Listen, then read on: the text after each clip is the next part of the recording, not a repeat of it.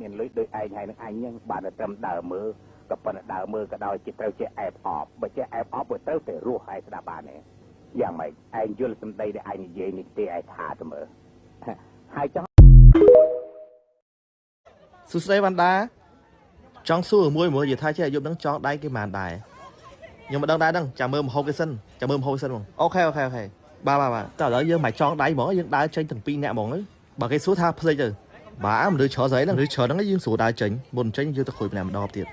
អូមែនតែកំណត់ល្អដែរបងតោះបាយទៅមុនខ្ញុំយកកូកាហ្នឹងខ្ញុំយកស្ទីងនិយាយថាបត់វណ្ណដាឯងបត់ចូលពីប្រូទេតាខ្ញុំស្ដាប់ប្រហងៃហើយចូលវណ្ណដាឯងបានស្ដាប់បត់ចុះមកដេកអត់ស្ដាប់តាខ្ញុំមិនស្ដាប់ប្រហងៃស្ដាប់គ្រូវិនទីហ្មងអែមតោះបោះដើរចេញហ្មងតោះនិយាយថាមុនដើរចេញសួរវិញមើលស្គាល់ពូម៉ាក់ខ្ញុំអត់ទេដែរស្គាល់ទេ